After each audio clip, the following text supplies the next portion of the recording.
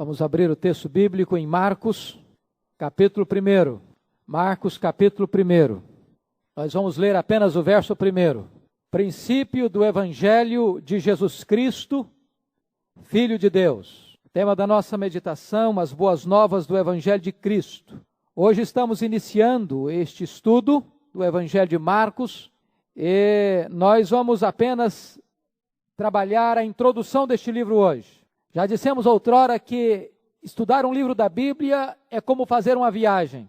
Antes de você embarcar num ônibus ou entrar num avião, você precisa ter a garantia de saber para onde você está indo, que rota você está pegando.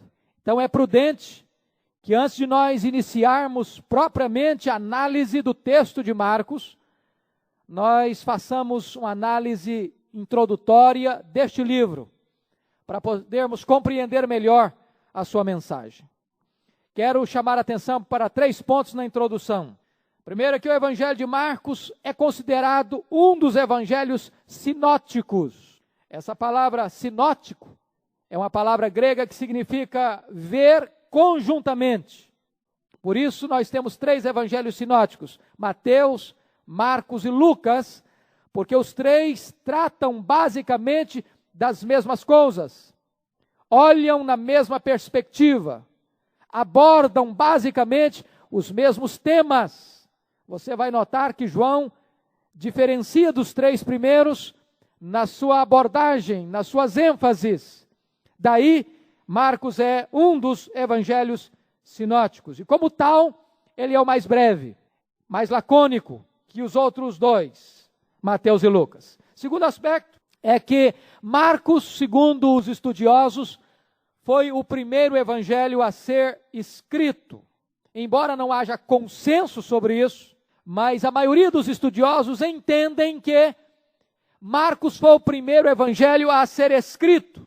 E basicamente deve ter sido escrito por volta do ano 63 e certamente antes do ano 70, porque você percebe que há uma predição de Cristo no sermão profético da destruição de Jerusalém e não há o registro desse fato como um fato histórico.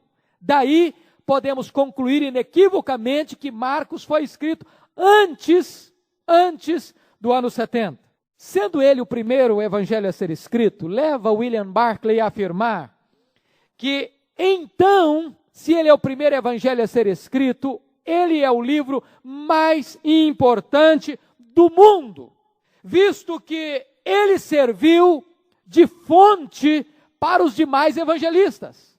Tanto Mateus quanto Lucas buscaram em Marcos fonte e inspiração para escrever os seus registros. Se você notar, dos 661 versículos de Marcos, Mateus reproduz 606. Há apenas 55 versículos de Marcos que não são encontrados em Mateus e em Lucas, apenas 31. De tal maneira que somente 24 versículos em Marcos não são encontrados em Mateus ou em Lucas, de tal maneira que você nota que tanto Mateus quanto Lucas buscam então esta fonte de Marcos para escrever os seus respectivos evangelhos. Você pode fazer em terceiro lugar uma pergunta: por que 4 evangelhos? E você vai notar que a resposta é porque cada um foi escrito para um público diferente, com um propósito diferente. É como se você estivesse subindo uma montanha, com 4 pessoas subindo uma montanha, cada um deles subindo por um lado diferente. Cada um olhando para a mesma montanha, mas vendo um cenário diferente. E se cada um que fosse descrever essa montanha, talvez cada um descreveria uma faceta, um aspecto diferente dessa montanha. Então Marcos, que foi o primeiro evangelista, ele escreveu para os romanos e apontou Jesus como servo. Mateus escreveu para os judeus e apontou Jesus como o rei dos judeus. Por isso que Mateus é o evangelho que mais cita o Velho Testamento. E Marcos, o que menos cita o Velho Testamento. Lucas escreveu para os gregos, que gostavam de filosofia, e apontaram Jesus como o homem perfeito. Por isso é que Lucas é o evangelista que mais destaca a humanidade de Cristo, quem mais, por exemplo, descreve a vida de oração de Jesus. E João, cuja tese era defender a divindade de Cristo, o verbo que se fez carne, ele não cita nada sobre o nascimento de Jesus. Ele começa imediatamente dizendo da eternidade e da divindade do verbo de Deus. Eu gostaria então agora de olhar um outro aspecto que eu chamo do primeiro ponto do nosso estudo nesta noite. O autor do Evangelho de Marcos. Quem é ele? Você não encontra aqui no texto. Você encontra só no título. O Evangelho segundo Marcos. Mas o Evangelho segundo Marcos aqui é um título que foi dado, mas não é um título inspirado. Ele não consta do título original da inspiração. O texto começa aqui, princípio do Evangelho de Jesus Cristo, Filho de Deus. Em lugar nenhum do Evangelho, você encontra que foi Marcos quem o escreveu. Mas nós vamos ver daqui a pouco que existem evidências muito fortes, muito claras, muito eloquentes de que foi Marcos quem escreveu este Evangelho. A primeira coisa que nós precisamos saber é quem é este Marcos. Ele tinha um nome composto, João Marcos. João era o seu nome judeu, Marcos era o seu nome romano, mas ele é mais conhecido como Marcos. E nós vamos ver aqui algumas características dele. Primeira característica dele é que Marcos era filho de Maria, uma mulher de posses, aquinhoada, que tinha uma casa em Jerusalém, que hospedava a igreja cristã. Isso está lá em Atos 12, versículo 12. Foi na casa de Maria, mãe de Marcos, que a igreja estava reunida. Quando a igreja foi perseguida, e Tiago foi morto à espada, e Pedro foi preso, e quando Pedro saiu da prisão, foi para a casa de Maria, mãe de Marcos, que Pedro se dirigiu, onde a igreja estava reunida. Alguns estudiosos querem crer que foi nesta casa também que os discípulos prepararam a Páscoa. Alguns querem crer que foi também nesta casa, o cenáculo onde os 120 se reuniram para buscar e esperar a descida do Espírito Santo. O certo é que Marcos era alguém que tinha contato com a igreja cristã desde a sua juventude. Esse é o primeiro ponto que queremos destacar. Era um jovem criado numa família cristã, onde a igreja de Deus se reunia. Segundo ponto. Marcos participou da primeira viagem missionária de Paulo e Barnabé. No capítulo 12, verso 25 de Atos dos Apóstolos, quando Paulo e Barnabé saíram de Jerusalém para Antioquia da Síria, levaram consigo o jovem Marcos, possivelmente por descobrirem nele vocação missionária. E diz a Bíblia lá em Atos, no capítulo 12, capítulo 13, verso 5, que quando eles partiram para a primeira viagem missionária, João Marcos, ou Marcos, foi levado por eles como um auxiliador, como um ajudante, como um assistente. E a palavra grega lá é huipereta. Um serviçal, um servo, um ministro, alguém que ocupava uma função de ajudante. Marcos entrou na primeira viagem missionária como um ajudante de Barnabé e de Saulo. Então era um jovem também comprometido com a obra missionária. Terceira coisa que você aprende sobre Marcos na Bíblia é que Marcos, em terceiro lugar, desistiu da primeira viagem missionária no meio do caminho. Atos 13, 13. Nós não sabemos por que Marcos desistiu dessa viagem. Os estudiosos dizem que talvez foi porque Paulo largou a parte costeira e mergulhou nas regiões interioranas da região da Galáxia, uma região muito perigosa, tanto é que Paulo foi apedrejado logo em seguida. Talvez ao perceber que a situação estava ficando extremamente perigosa, ele era jovem, talvez inexperiente, imaturo ainda, disse, eu vou voltar para casa, e voltou para Jerusalém. Essa é a primeira possibilidade. A segunda possibilidade é que, nós vamos ver mais tarde, é que Marcos era primo de Barnabé.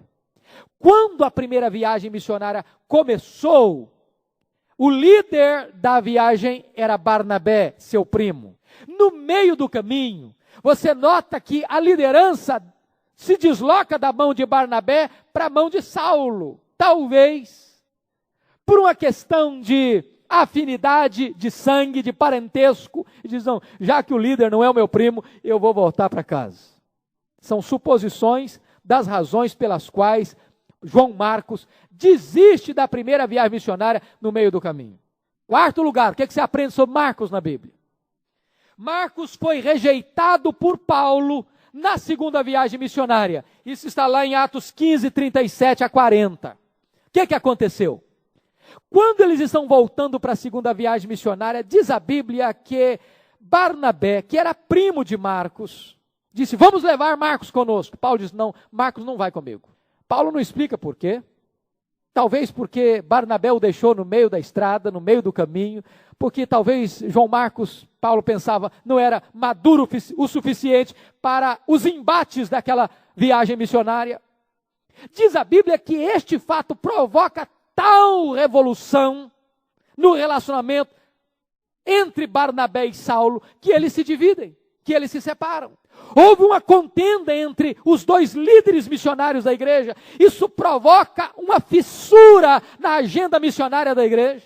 E diz a Bíblia que Barnabé, que era primo de Marcos, e Barnabé, que era um consolador, Barnabé, que era um homem que gostava de investir na vida de gente machucada, como investira lá atrás na vida de Saulo de Tarso, quando ele chegou em Jerusalém, e investe em Marcos, e o leva consigo para Chipre, sua cidade natal, enquanto Paulo pega Silas e marcha para outras paragens da Europa, para a segunda viagem missionária.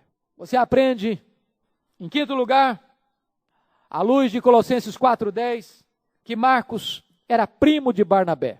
Daí o investimento de Barnabé na sua vida. E daí outro detalhe, Barnabé também era um homem que tinha posses, que tinha dinheiro, que tinha bens.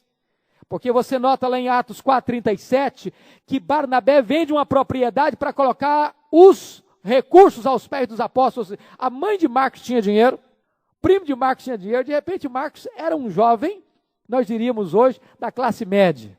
Um jovem acostumado a determinados confortos, determinadas regalias, determinadas vantagens. E, na verdade, possivelmente ele abandona essa primeira viagem missionária, possivelmente pelas agruras da viagem missionária. Sexta coisa que você aprende sobre ele. Marcos esteve preso com Paulo em Roma.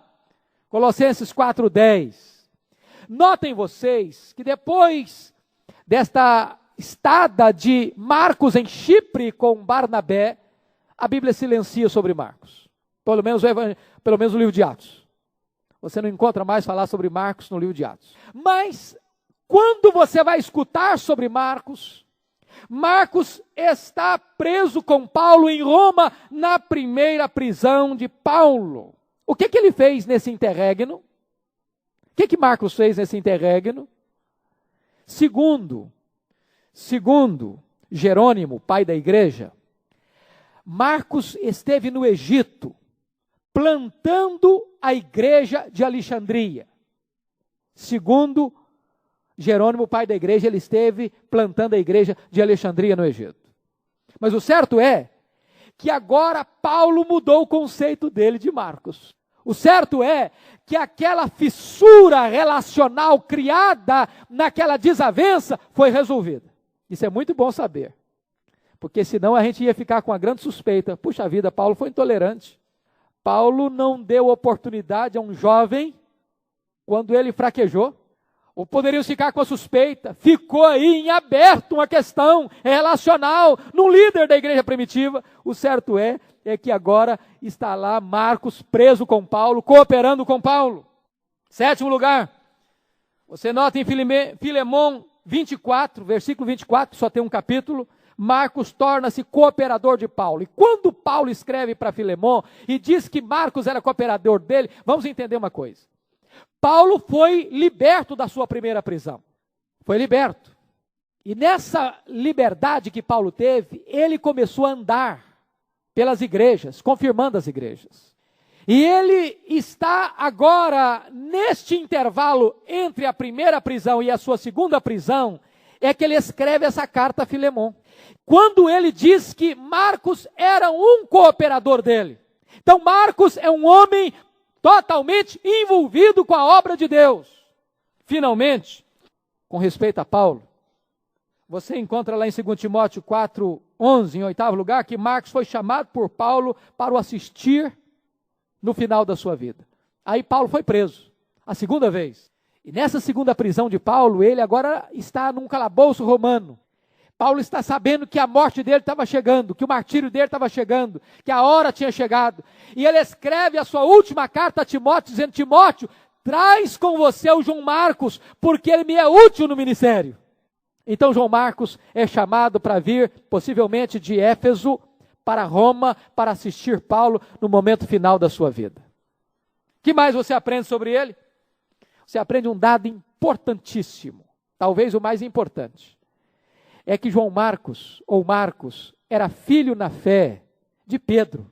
A ligação de Marcos para a questão do Evangelho tem muito mais a ver com Pedro do que com Paulo. E em 1 de Pedro 5,13, Pedro chama Marcos de meu filho. João Marcos tornou-se discípulo de Pedro. E agora, daqui para frente, você vai notar que o evangelho que ele escreve nada mais é do que um testemunho pessoal, verbal, de Pedro para Marcos. Como se Marcos fosse uma espécie de amanuense de Pedro, recebendo o relato e os registros de Pedro, do testemunho de Pedro, do conhecimento que ele tinha do Senhor Jesus Cristo. Finalmente, nós poderíamos dizer quem é esse João Marcos, autor do Evangelho. Segundo os estudiosos, ele é aquele moço, lá de Marcos 14, 51 a 52, que entrou no Getsêmani de noite, vestido com um lençol. A maioria dos estudiosos dizem que aquele jovem era o próprio João Marcos, autor do Evangelho. Pois bem, Marcos, então, é esse escritor do Evangelho, segundo ponto aí, que leva o seu próprio nome. Como é que nós podemos provar que é esse João Marcos que nós estamos descrevendo, que é o autor deste Evangelho? O primeiro testemunho histórico que nos vem foi dado pelo pai da igreja Papias. Papias foi um pai da igreja do primeiro século, do começo do primeiro século, que nasceu no período em que João Marcos estava vivo, que possivelmente tenha sido contemporâneo de João Marcos. É muito importante entender esse dado. Papias foi a primeira pessoa a escrever sobre a autoria do Evangelho de Marcos, segundo Eusébio, que foi o primeiro historiador da igreja no século IV. Eusébio registra que Papias descreveu no começo do segundo século, que João Marcos compilou o testemunho pessoal de Pedro acerca da vida e do ministério de Jesus Cristo. William Hendrickson disse que nós não temos nenhuma razão para rejeitar a tradição dos pais da igreja, sobretudo de Papias, e dos demais outros pais da igreja, que João Marcos foi verdadeiramente o autor do Evangelho que recebe o seu próprio nome. Papias disse que João Marcos foi o hermeneuta. A palavra que aparece na língua grega é hermeneutes, de onde vem hermenêutica, que nós traduzimos para a língua portuguesa, de intérprete de Pedro, para escrever este Evangelho. E os demais pais da igreja, como Justino Mártir, Irineu, Clemente de Alexandria, Orígenes e Eusébio, historiador da igreja, confirmam este fato de que João Marcos verdadeiramente foi o autor deste Evangelho que nós temos e que está em tela para o nosso estudo. Vamos ver agora, o segundo ponto, que é a data e local em que o Evangelho foi escrito. Robert Gundrich foi um dos grandes estudiosos do Novo Testamento, afirmou que verdadeiramente João Marcos, ou Marcos melhor dizendo, foi o primeiro Evangelho a ser escrito de todos os outros. E isso por volta do ano 63 da era cristã. Isso confirma o fato dos pais da igreja, como Irineu, por exemplo, afirmar que Marcos escreveu este evangelho antes do martírio de Pedro e Paulo. Segundo os historiadores, tanto Pedro quanto Paulo foram martirizados em Roma. Pedro crucificado de cabeça para baixo e Paulo degolado, no período do governo de Nero. Se você notar, é um fato importante aqui, porque quando Paulo foi preso, você se lembra lá em Jerusalém, transportado para Cesareia, Paulo já estava no governo de Nero, mas o governo de Nero, logo no começo, não foi um governo intolerante com os cristãos. Não foi. Tanto é, que Paulo, para poupar a sua própria vida, opta por ser julgado em Roma. E quando ele vai na sua primeira prisão para Roma, ele tem uma certa liberdade, diríamos uma liberdade condicional. Ele está preso, ele está algemado, mas segundo Atos 28, ele podia testemunhar para os judeus, para as pessoas que vinham a ele na sua casa. Ele podia pregar para a própria guarda pretoriana, que era a soldadesca de escola do próprio Nero. Mas, de repente, um outro fato surge. Porque dessa primeira prisão, Paulo sai livre e Paulo começa a viajar. E você nota em Tito 3,12 que Paulo está em Nicópolis, desejando passar o inverno em Nicópolis. Possivelmente por acusação e porque talvez Alexandre o Latueiro o delatou, ele foi preso, possivelmente nessa cidade onde queria passar o inverno, e agora ele é remetido de volta a Roma, não para ficar numa casa com liberdade condicional, mas para ficar num calabouço, numa prisão subterrânea, sem luz, sem ar fresco, fria, gelada, sobretudo no inverno. É um fato curioso, mas se você estiver num lugar, sobretudo de pedra, num período muito frio, a temperatura dentro fica insuportável, talvez até mais perigosa do que fora, porque há uma condensação ali daquele frio, e as pessoas não suportam. É por isso que Paulo, antevendo a chegada do inverno, diz para seu filho Timóteo: venha depressa, traga uma capa para mim, venha antes do inverno, porque no inverno não podia nem se navegar pelos mares, e ele não suportaria certamente o frio daquele inverno, naquele calabouço romano. Você nota então que a data é antes deste martírio de Paulo, que possivelmente tenha se dado no ano 67 da era cristã. Então este evangelho foi escrito em Roma, para os romanos, por volta do ano 63. Vamos ver para quem ele foi escrito, e já dissemos com clareza que este evangelho foi escrito para os romanos. De Roma para os romanos. Este é o consenso quase geral da igreja cristã. Por que você sabe que este evangelho foi escrito para os romanos? Por causa das ênfases dele. Primeira ênfase: Marcos enfatiza as obras de Cristo mais do que os ensinos de Cristo. Esta é uma peculiaridade de Marcos. Os romanos não se interessavam por discursos, os romanos se interessavam por atitudes, por ações, por obras. Daí Marcos relatar, registrar, não os sermões de Cristo, mas os milagres de Cristo. Não os ensinos de Cristo, mas as obras de Cristo. Porque os romanos estavam acostumados e interessados em obras, em trabalho, em atividades. Por exemplo, Marcos descreve mais os milagres do que os ensinos, e isso está claro porque Marcos registra 18 milagres em apenas 4 parábolas. Dos vários discursos de Cristo, só existe um, que é o discurso escatológico, e ainda assim absolutamente reduzido se você comparar esse discurso com o Evangelho de Mateus. Outra coisa, como é que você sabe que foi para os romanos? Porque Marcos enfatiza Jesus Cristo como servo. É por isso que quando se abre o Evangelho de Marcos, você não começa com genealogia. Por quê? Porque servo não tem genealogia.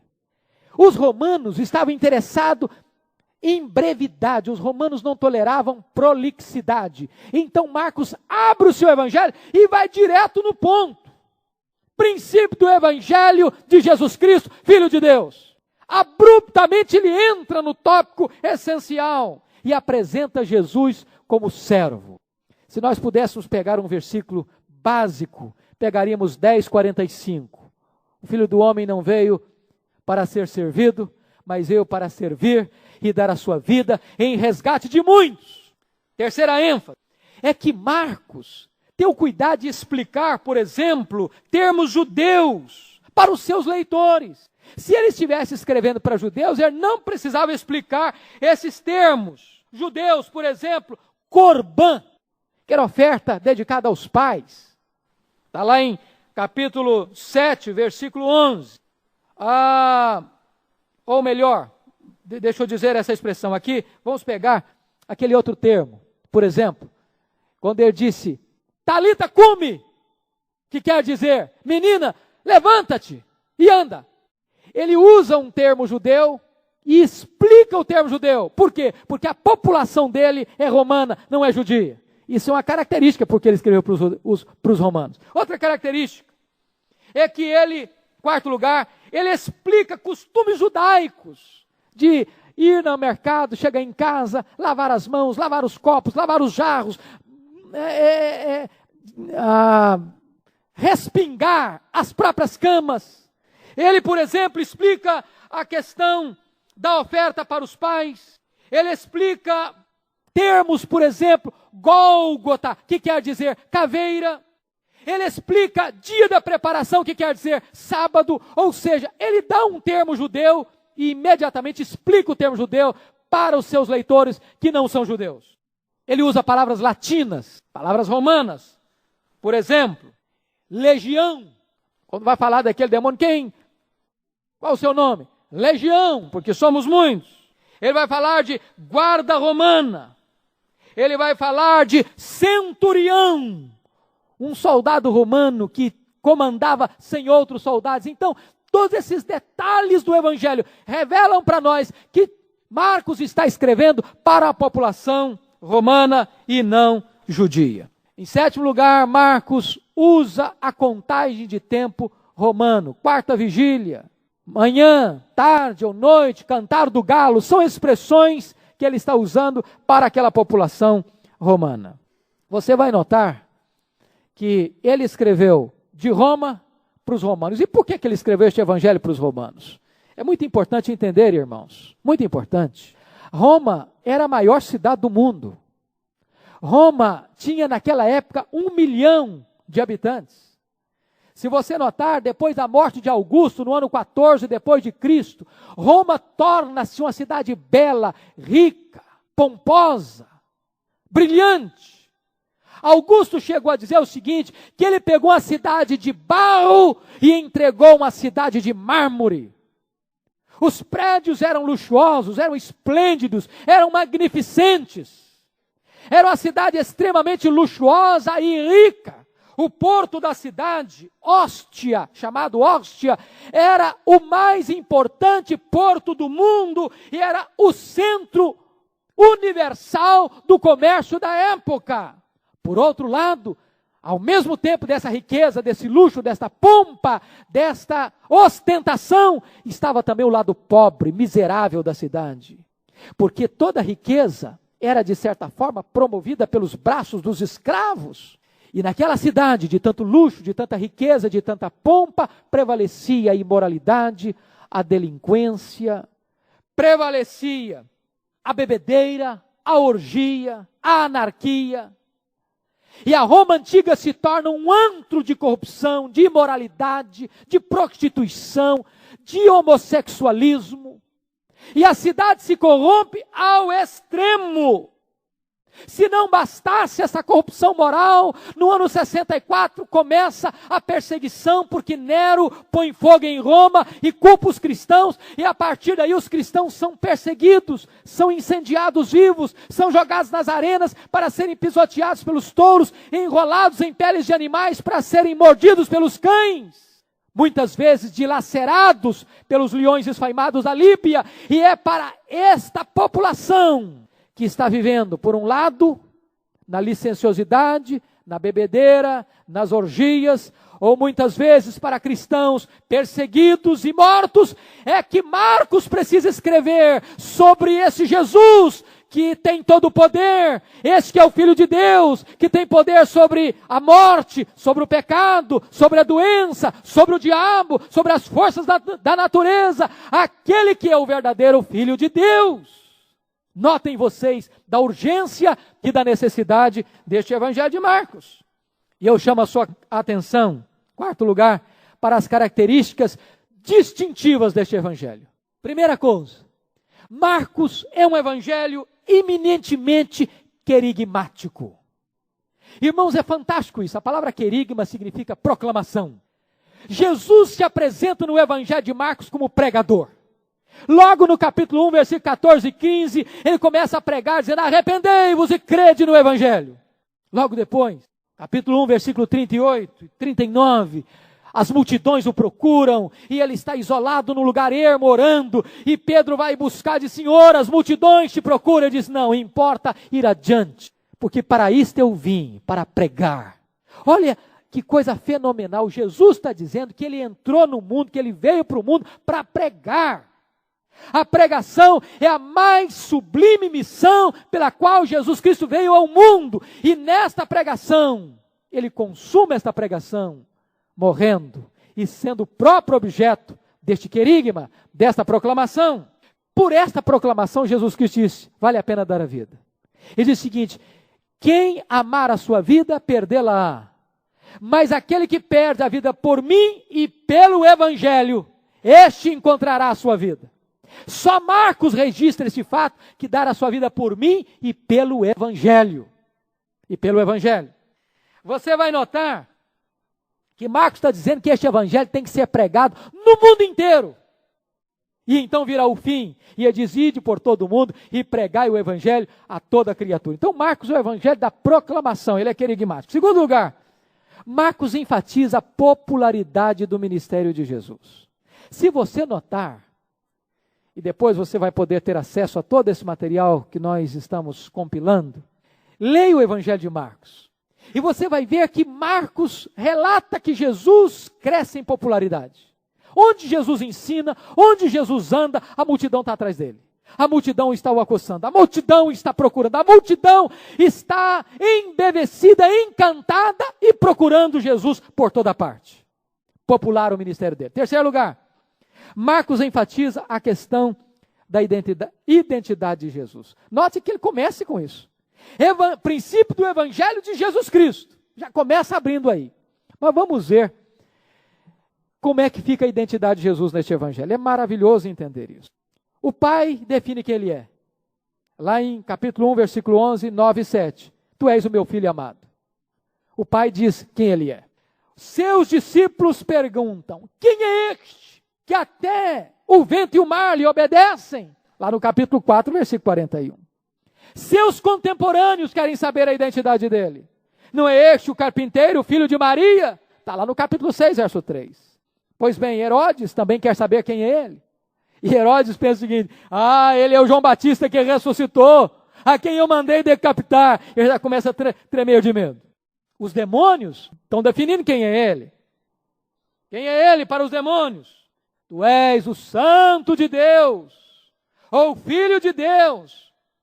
Seus parentes também estão definindo quem é ele, estão dizendo: está fora de si, está fora de si. Pedro também está definindo quem é ele. Tu és o Cristo, o Filho do Deus vivo.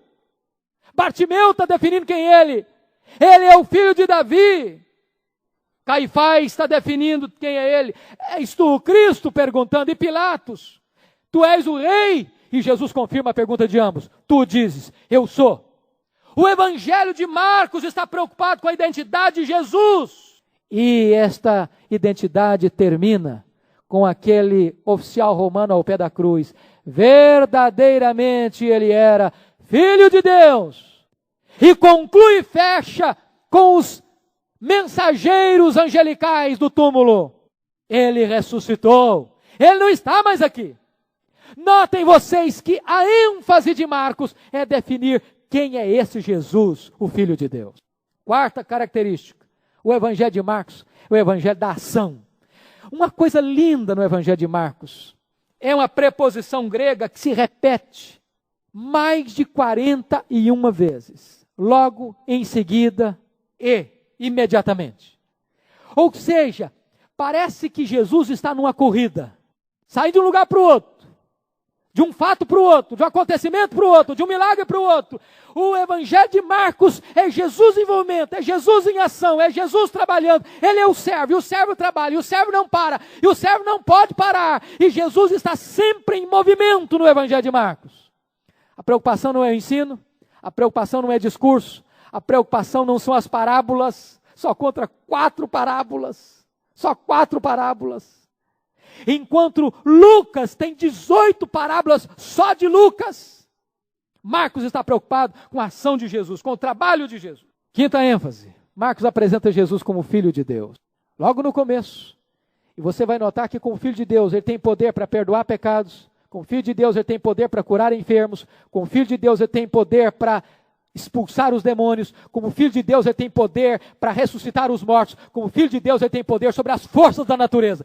Esta é a ênfase de Marcos, do poder de Jesus como Filho de Deus. Sexto lugar, Marcos apresenta Jesus como servo. É a coisa mais espantosa deste evangelho. Como é que este que é o Filho de Deus veio para ser servo? Irmãos, isso é tremendo. Isso é revolucionário. Isso chocou o Império Romano. Essa talvez foi a mensagem mais contundente de Marcos. Eu quero apresentar para vocês o Evangelho do Filho de Deus. E o Filho de Deus não veio para sentar num trono de glória. O Filho de Deus não veio com armas para destronar os potentados romanos. O Filho de Deus não veio com o Messias guerreiro. O Filho de Deus entrou na história como servo. Para lavar os pés dos homens. Para servir. Para dar vista aos cegos, para limpar os leprosos, para curar os enfermos, para servir e não para ser servido. Sétimo lugar, Marcos apresenta Jesus como aquele que tem poder para operar milagres. De todos os evangelhos, este é o que mais enfatiza os milagres de Jesus. Marcos quer mostrar para os romanos que gostavam de ação, que se quer ação, venha para o reino de Deus. Se você quer ação, venha para Jesus. Se você vê que é alguém que tem poder, olha para Jesus, porque Ele é aquele que tem todo o poder. Ele é aquele que realiza maravilhas do começo ao fim. Você vai notar que em todo o capítulo de Marcos, até o momento da sua paixão, pelo menos existe o registro de pelo menos um milagre. Porque ele está querendo mostrar que esse Jesus é o Jesus que tem todo o poder. Em oitavo lugar, Marcos enfatiza o sofrimento de Cristo. Irmãos, isso é tremendo. Olha você que tudo está batendo. Marcos está escrevendo para uma igreja sofredora e mártir. Marcos está escrevendo para uma população que está indo para a arena. Marcos está escrevendo para uma população que está desesperada. Marcos está escrevendo para uma igreja que está sendo espoliada e está sendo martirizada. Marcos está escrevendo para mostrar o seguinte, que o cenário para trás e para frente é de martírio. E aí ele foca, como ninguém, sobre o sofrimento de Cristo. Ninguém relata com tantos detalhes e com tantas ênfases o sofrimento de Cristo como Marcos. 1/3 do evangelho de Marcos é para descrever o sofrimento de Cristo no final da sua vida. Mas eu quero abrir aspas, porque essas palavras são de Adolf Pohl, um grande teólogo alemão, que disse assim, nessa ênfase de Jesus como sofredor. Jesus entra em cena de repente, sem que se diga uma só palavra sobre a sua infância, juventude e vida adulta. Já no começo, no capítulo 2, aparece a acusação de blasfêmia, cuja pena é a pena de morte. No começo do capítulo 3, sua morte já está decidida. Na sequência, um grupo após o outro condena os parentes, os teólogos, o povo, os gentios, a cidade natal, o rei Herodes, os religiosos. O anúncio da própria morte de Jesus ocupa neste livro a posição central, como nenhum outro. Os dias finais em Jerusalém ocupam um espaço superdimensionado a partir do capítulo 11, mais ou menos 1/3 do livro. A ressurreição é descrita em poucos versículos. A ênfase é sobre o sofrimento de Jesus. Esta é uma peculiaridade de Marcos. E eu termino com o último ponto, chamando a sua atenção para este versículo que lemos. Marcos 1, princípio do Evangelho de Jesus Cristo, Filho de Deus. Notem vocês que o preâmbulo do Evangelho já é o título do livro e já é a síntese do conteúdo do livro. Marcos absolutamente percebeu que se ele quer ser pertinente para quem escreve, ele tem que atender à peculiaridade cultural deste povo para quem ele escreve. Isso nos ensina uma coisa boa. Nos ensina o seguinte, que o pregador precisa conhecer o texto e conhecer o povo, conhecer o livro e conhecer o auditório. Se o pregador quer ser pertinente, ele precisa fazer esta leitura e fazer do seu texto, da sua mensagem, do seu sermão, uma ponte entre o texto e o seu ouvinte. Marcos foi absolutamente bem-sucedido nesse propósito. Notem vocês, um fato interessante. É que ele começa no princípio, ou princípio do Evangelho. Você entendeu isso? Princípio do Evangelho? Será que Marcos está falando só do princípio? Eu gosto disso. Preste atenção aqui. A Bíblia só faz 3 referências de termos correlatos no princípio. No princípio era o verbo, e o verbo estava com Deus, e o verbo era Deus. Esse no princípio aí de João 1 é lá na eternidade.